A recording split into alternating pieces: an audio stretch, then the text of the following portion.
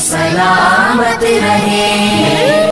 اس مقدس مہینے کی حرمت اور اس کی عظمت سے کون مسلمان ہے جو ناواقف ہو؟ اللہ تبارک و تعالی نے اس مہینے کو پوری امت مسلمہ کے لیے سال بھر کے گناہوں کے کفارے کا اور درجات کی بلندی کا ذریعہ بنایا ہے۔ نبی کریم سرور دو عالم صلی اللہ علیہ وسلم رجب کا چاند دیکھ کر یہ دعا فرمایا کرتے تھے کہ یا اللہ ہمیں رمضان کے مہینے تک پہنچا دیجئے، یعنی ہماری عمر اتنی کر دیجئے کہ ہم اپنی زندگی میں رمضان پالیں۔ تو وہ مہینہ آنے والا ہے اور اللہ تبارک و تعالی کی رحمتوں کی گھٹائیں برسنے والی ہیں۔ اس کی پہلے سے کچھ تیاری کرنے کی ضرورت ہے۔ رمضان المبارک کا مہینہ ہر سال آتا ہے اور گزر جاتا ہے، لیکن ہمیں کوشش یہ کرنی چاہیے کہ اس رمضان کے ایک ایک لمحے سے، اس کی ایک ایک ساعت سے صحیح فائدہ اٹھائیں، کیونکہ آدمی غفلت کی حالت میں مہینہ شروع کر دیتا ہے اور باتیں آج سے کل پر اور کل سے پرسوں پر ٹلتی چلی جاتی ہیں۔ اس لیے اس بات کی ضرورت ہے کہ شروع ہی سے، رمضان شروع ہونے سے پہلے آدمی اس کی تیاری کرے۔ یہ مہینہ یوں تو روزوں کا مہینہ ہے، رات کے وقت میں تراویح اس میں سنت مؤکدہ قرار دی گئی ہے، لیکن ایسا لگتا ہے کہ یہ پورا کا پورا مہینہ در حقیقت مسلمانوں کو ایک نئی زندگی دینے والا مہینہ ہے۔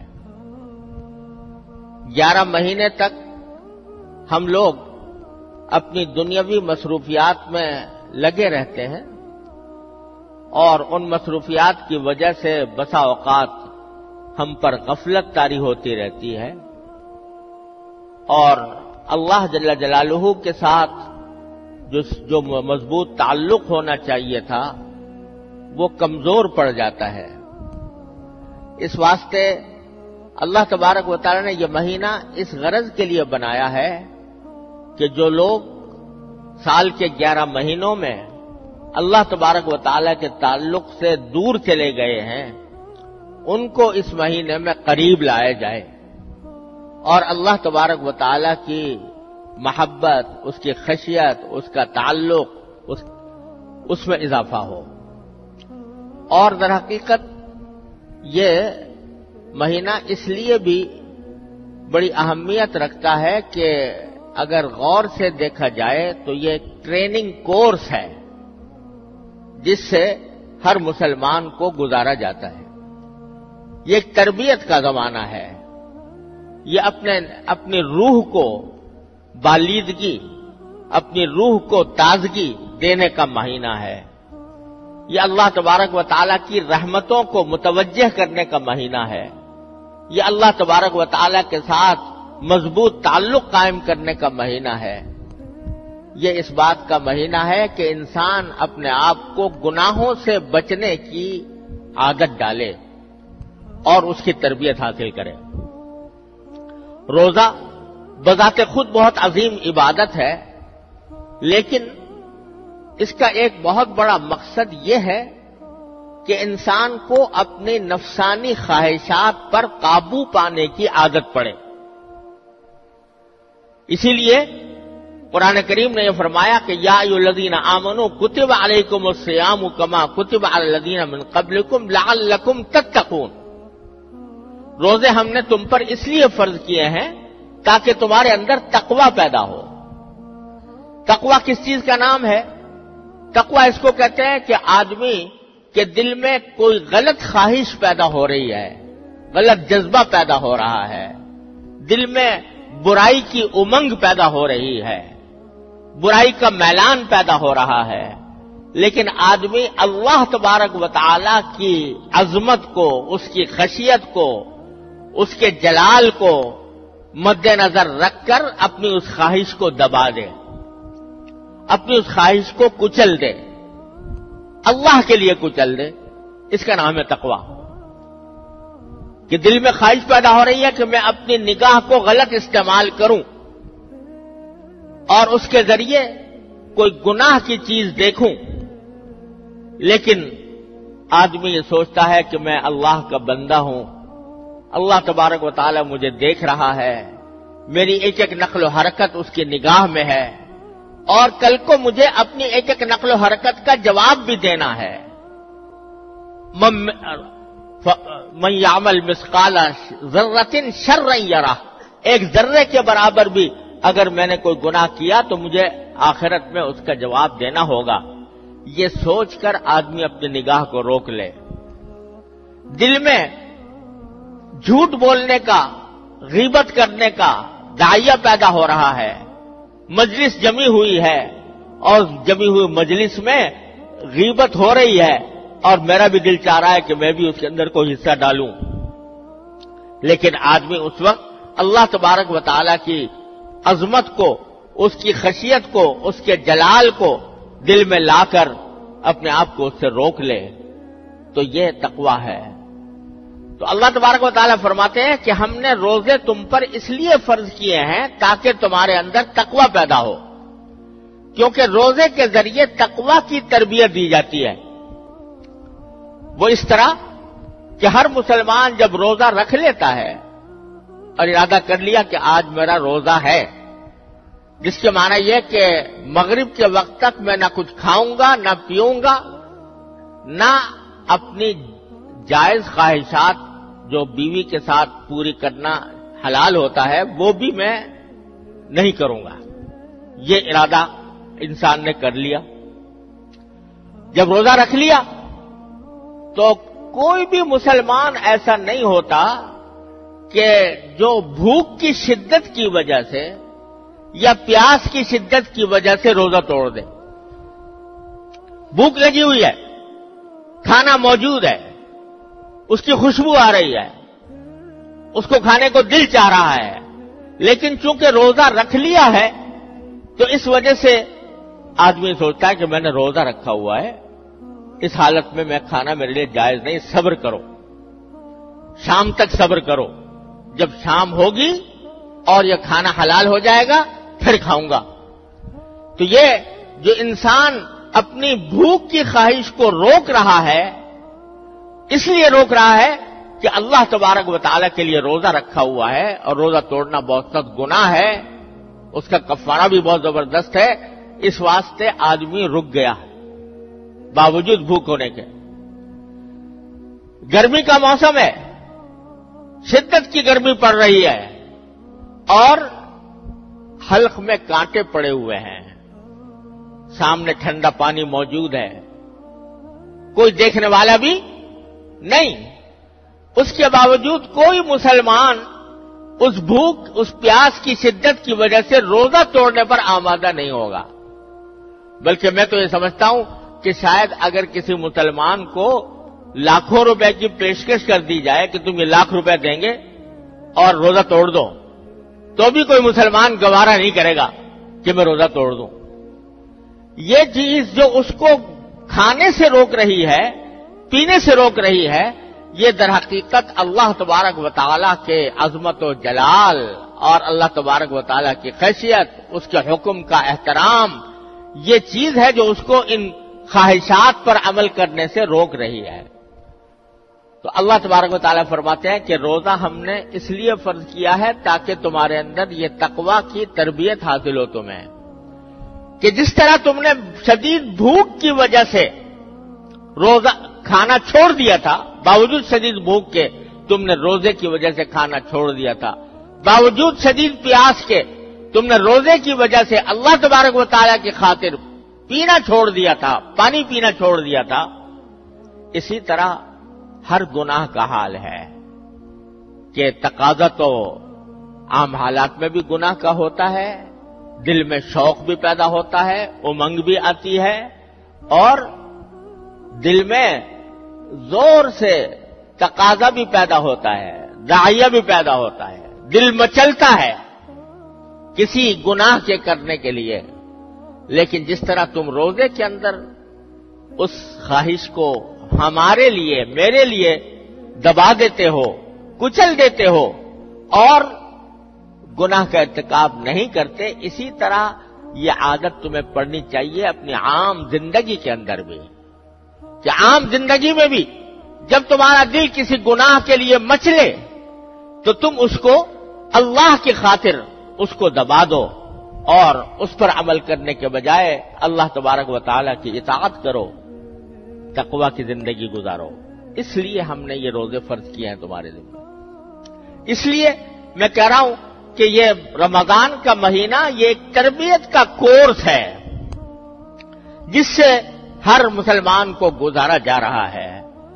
تو اس تربیت کے کورس سے صحیح فائدہ اٹھانے کے لیے یہ بات ضروری ہے کہ ہم پہلے سے اس کی تیاری کریں. تیاری کیا کریں؟ تیاری یہ کریں کہ سال کے 11 مہینے ہم اس طرح گزارتے ہیں کہ ہمارے صبح و شام کے زیادہ اوقات دنیاوی کاموں میں گزرتے ہیں، پیسہ کمانے میں، تجارت میں، ملازمت میں، زراعت میں، کھیتی باڑی میں، اور اپنے لیے روزگار کی تلاش میں، اور اپنے لیے اپنی جسمانی لذتیں حاصل کرنے کی فکر میں. اس کام کے لیے، اس کام میں گزرتے ہیں زیادہ تر اوقات. اور اگر کوئی آدمی فرائض شرعیہ کا پابند بھی ہو تو ذرا اس بات کا تناسب دیکھو کہ 24 گھنٹوں میں سے کتنا وقت وہ عبادت کرتا ہے. اگر 5 نمازیں بھی پڑھتا ہو پابندی سے تو ساری 5 نمازیں ملا کر مشکل سے گھنٹہ 1.5 گھنٹہ اس کا عبادت میں صرف ہوتا ہے. وہ بھی اس طرح کہ دل کہیں اور دماغ کہیں. اللہ تعالیٰ کی طرف رجوع ہونے کا جو خشوع کا تقاضا ہے وہ پورا نہیں ہوتا، کیونکہ چکی چل رہی ہے دماغ کے اوپر دنیاوی مشغلوں کی. اس واسطے نماز میں بھی آ کر کھڑے ہوئے تو اللہ اکبر ضرور کہہ دیا اور نیت ضرور باندھ لی، لیکن دماغ چل رہا ہے دنیا کے ان مشاغل کی طرف جن کو چھوڑ کر آئے تھے اور جن کی طرف دوبارہ واپس جائیں گے. تو گھنٹہ 1.5 گھنٹہ مشکل سے عبادت میں گزرتا ہے، اور باقی سارے 22-23 گھنٹے وہ اپنے اس جسم کو راحت پہنچانے کے لیے، اپنے اس جسم کو لذت دینے کے لیے اور اس کے لیے غذا فراہم کرنے کی خاطر یہ سارا وقت گزارتے ہیں ہم 11 مہینے میں. تو یہ رمضان کا مہینہ اللہ تبارک و تعالی نے اس لیے عطا فرمایا ہے کہ اس مہینے کے اندر اپنی عبادتوں کی مقدار بڑھا دو. اللہ تبارک و تعالی کے ساتھ تعلق کو مزید مضبوط بنانے کے لیے عبادتوں کی مقدار بڑھا دو اور دنیاوی مصروفیات کی تعداد کم کر دو. عام سارے 11 مہینے سے تم اپنے جسم کو پال رہے ہو، جسم کو پال رہے ہو، اسی کے لیے کھانا ہے، اسی کے لیے پینا ہے، اسی کے لیے ساری تگ و دو ہے. اور یہ مہینہ ہم نے تمہیں اس لیے دیا ہے کہ اس میں اپنی روح کی پرورش کرو، روحانی ترقی حاصل کرو، اللہ تبارک و تعالیٰ کا قرب حاصل کرو. اس غرض کے لیے ہم نے یہ مہینہ بھیجا ہے. تو اسی واسطے کھانے پینے کی مقدار کم ہو گئی روزہ رکھ کر. رات کے وقت میں تراویح 20 رکعتیں اللہ تبارک و تعالیٰ نے سنت قرار دے دی کہ 20 رکعتیں تمہیں ادا کرو. تو عام دنوں کے اندر جتنی نماز پڑھتے تھے گھنٹہ 1.5 گھنٹے کی، تو ساری ملا کر وہ ایک تراویح کی نماز میں اتنا وقت ادا ہو جائے گا. تو اللہ تبارک و تعالی کا مقصود بندوں سے یہ ہے کہ وہ اس مہینے کی قدر کر کے اس میں اپنے جسم کے تقاضوں کو کم کریں اور روح کے تقاضوں کو غالب کریں. وہ کام زیادہ کریں جو ان کی روح کو نشو و نما دینے والا ہو، اس کو پروان چڑھانے والا ہو. لہذا اس میں مصروفیات، دنیاوی مصروفیات کم سے کم کی جائے. کتنی کم کر سکتا ہو کوئی شخص وہ کم کر لے. اگر اپنے کاروبار، اپنی ملازمت اور اپنے دوسرے روزگار کے کام ہیں وہ ضروری ہیں، جتنی ضرورت ہے بس اس حد تک اس کو رکھیں، اور باقی اوقات کو فضولیات میں گزارنے کے بجائے، باقی اوقات کو دوسرے مشاغل کے اندر گزارنے کے بجائے یہ زیادہ سے زیادہ اللہ تبارک و تعالیٰ کی عبادت کے لیے ان کو مخصوص کیا جائے. تو پہلے سے میں اس لیے عرض کر رہا ہوں کہ اگر آدمی پہلے سے یہ اپنی زندگی کا کچھ نظام اس طرح بنائے کہ رمضان کے مہینے میں میری دوسری مصروفیات کم ہو جائیں، لوگوں سے میل جول کی بھی ضرورت نہیں، سارا سال پڑا ہوا ہے میل جول کرنے کے لیے، سارا سال پڑا ہوا ہے دوستیاں بگارنے کے لیے اور عزیز و اقارب سے ملاقات کے لیے. ان دنوں میں میل جول کم کریں، ان دنوں میں دوستیوں کا اور مجلس آرائی کا جو مشغلہ ہے اس کو ترک کریں، اور اپنی جو ذاتی ذمہ داریاں اور مصروفیات ہیں ان کو جس حد تک کم کر سکتے ہوں وہ کم کر کے زیادہ سے زیادہ وقت اللہ تبارک و تعالیٰ کی عبادت کے لیے مخصوص کریں. اس میں جب عبادت کا وقت ملے تو اس رمضان المبارک کے مہینے میں کم از کم 2-3 باتیں ہیں جن کا اہتمام اللہ تبارک و تعالیٰ کرنے کی توفیق عطا فرمائے. کہ عام دنوں میں اگر جو نفلی نمازیں پڑھنے کا موقع نہیں ملتا یا توفیق نہیں ہوتی، ان نفلی نمازوں کا کم از کم رمضان میں اہتمام کر لیں. مثلا تہجد، آخر رات میں اللہ تبارک و تعالیٰ کی بارگاہ میں کھڑے ہو کر نماز ادا کرنا، یہ اتنی عظیم عبادت ہے اور اس کے اتنے عظیم فوائد ہیں، اور اس کے ذریعے انسان کی روح کو اتنی ترقی ملتی ہے کہ جو اور کسی عمل سے نہیں ملتی، کسی نفلی اور عمل سے نہیں ملتی. لیکن عام دنوں میں ہم لوگ بکثرت اس عبادت سے محروم رہتے ہیں، کیونکہ زندگی کا ڈھانچہ ایسا بن گیا ہے، ایسا برا ڈھانچہ بن گیا ہے کہ رات جو اللہ تعالی نے سونے کے لیے بنائی ہے وہ آدھے سے زیادہ جاگنے میں گزر جاتی ہے. 12-1 بجے سے پہلے لوگ سوتے نہیں، اور صبح کو 12 بجے سے پہلے کاروبار شروع نہیں ہوتا. 12-1 بجے سے یہ ایسی مصیبت کھڑی ہو گئی ہے کہ جس نے ہماری پوری زندگی کا نظام بدل کے ڈال دیا ہے. اس کا نتیجہ یہ ہے کہ آخر شب میں اٹھنا تو کجا، فجر کی نماز کے بھی لالے پڑ جاتے. لہذا عام دنوں میں توفیق نہیں ہوتی تہجد کی نماز کی، لیکن رمضان کے مہینے میں آدمی کو اپنی پیٹ کی خاطر آخر میں اٹھنا پڑتا ہے، سحری کھانے کے لیے لازماً اٹھنا پڑتا ہے. اگر روزہ رکھنا ہے تو صبح کو فجر سے پہلے سحری کھانا ضروری اور اس کے لیے اٹھنا ہے. تو جب اٹھنا ہی ہے تو اس سے آدھا گھنٹہ پہلے اٹھ جاؤ، اور آدھا گھنٹہ پہلے اٹھ کر اس میں 8 رکعتیں تہجد کی پڑھ لو، اللہ تبارک و تعالیٰ کی بارگاہ میں حاضری دے دو. اور وہ وقت دعا کی قبولیت کے لیے بڑا نادر وقت ہے. تو 8 رکعتیں پڑھ کر اللہ تبارک و تعالیٰ سے دعا مانگے، اور اس میں یہ بھی دعا مانگ لے کہ یا اللہ آپ نے اس وقت توفیق دے دی ہے رمضان میں یہ کام کرنے کی، یا اللہ مجھے باقی اوقات میں بھی، باقی زندگی کے اندر بھی توفیق عطا فرما دی. تو تہجد کی نماز جو عام دنوں میں نہیں ہوتی، ان دنوں میں کوشش کر لیں کہ ہو جائے. اشراق کی نماز ہے، یعنی طلوع آفتاب کے بعد جب آفتاب جو ہے ذرا بلند ہو جائے، تقریباً 12-15 منٹ کے بعد 2 رکعتیں یا 4 رکعتیں اشراق کی پڑھنا مسنون ہے، نفل ہے.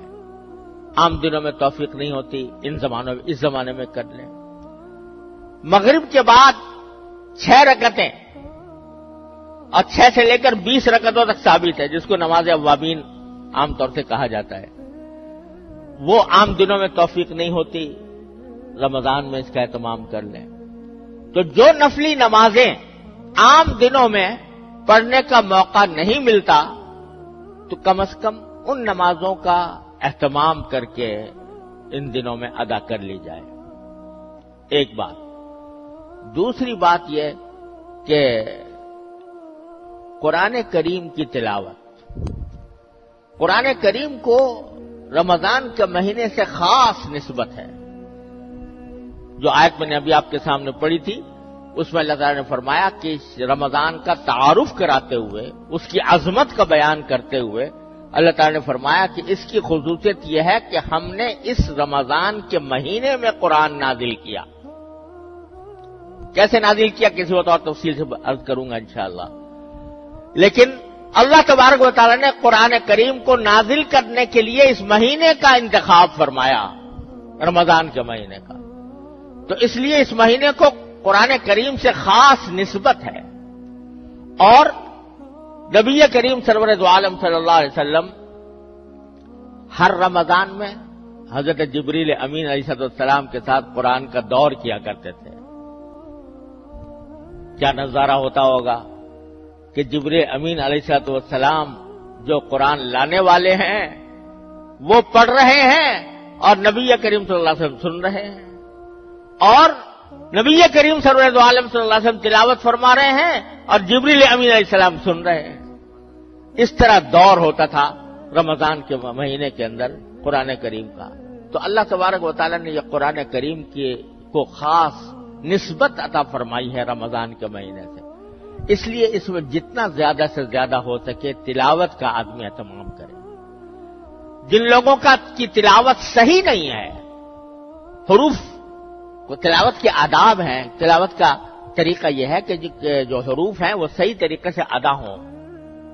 جن کی ابھی تک وہ صحت نہیں ہے تو کسی سے اس زمانے میں صحیح طریقے پر تلاوت کرنے کا طریقہ سیکھ لیں۔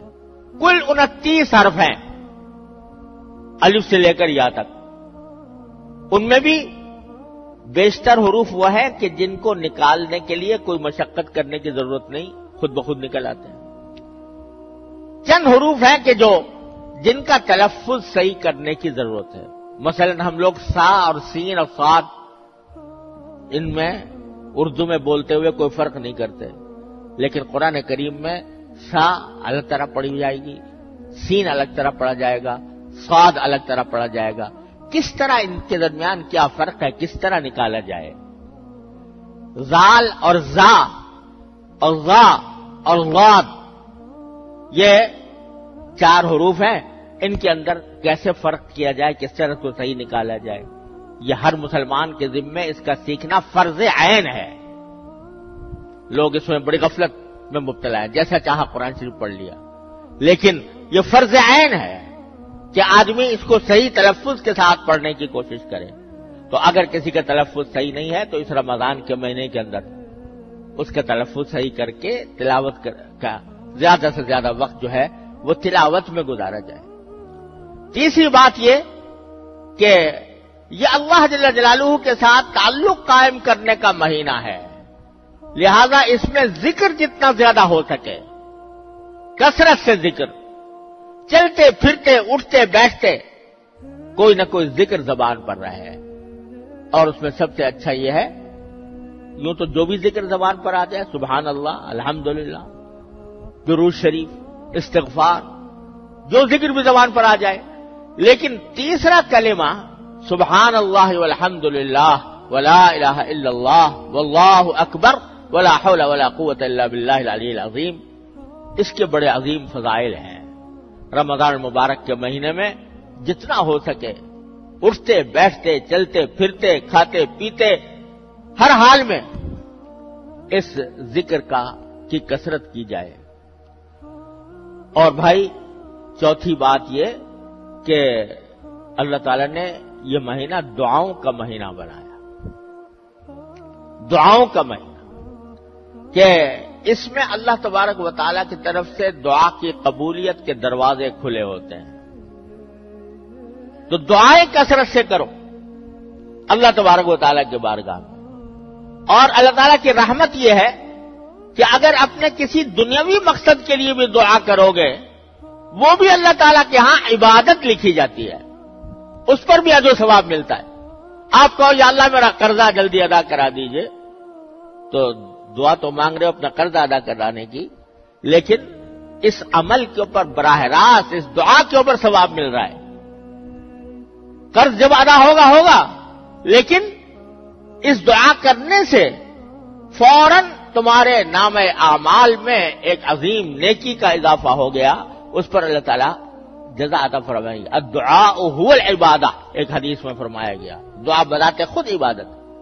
اپنے روزگار کے لیے دعا مانگ رہے ہو, اپنی معاشی خوشحالی کے لیے دعا مانگ رہے ہو, لیکن یہ دعا بذات خود عبادت لکھی جا رہی ہے اللہ تبارک و تعالیٰ کے یہاں سے اس کا اجر مل رہا ہے. تو دعاؤں کی کثرت. اور بزرگوں کا ایک معمول یہ رہا ہے کہ عصر کے بعد آدمی اگر مسجد میں نماز پڑھنے کے لیے جائے تو اگر وہیں پر اعتکاف کی نیت سے بیٹھ جائے مغرب تک, اور اس میں جتنی تلاوت کی توفیق ہو تلاوت کرے, کچھ ذکر کرے, دعائیں مناجات مقبول جو نبی حضرت حکیم الامت مولانا اشرف علی صاحب تھانوی رحمۃ اللہ علیہ کی مناجات ہے, دعاؤں کا مجموعہ ہے, وہ پڑھے, اور پھر باقی وقت اللہ تعالیٰ سے اپنی حاجات مانگنے میں گزار دیں یہاں تک کہ افطار ہو جائے. تو اس کے ہمارے بزرگوں کا یہ معمول رہا ہے, اور اس معمول سے کے بڑے انوار و برکات ہیں. تو کوشش کی جائے کہ اپنے اوقات کو زیادہ سے زیادہ فارغ کر کے جتنا وقت مل سکے وہ اللہ تعالیٰ کی عبادت میں صرف کیا جائے. تو انشاءاللہ اللہ تعالیٰ کی رحمت سے امید ہے کہ یہ رمضان ہم سب کے لیے خیر و برکت کا ذریعہ بنے گا, ہمارے گناہوں کی مغفرت کا ذریعہ بنے گا, ہمارے لیے انشاءاللہ ترقی درجات کا ذریعہ ہوگا. اللہ تبارک و تعالیٰ اپنے فضل و کرم سے اپنی رحمت سے ہم سب کو اس کی توفیق عطا فرمائے. وآخر دعوانا الحمدللہ رب العالمین.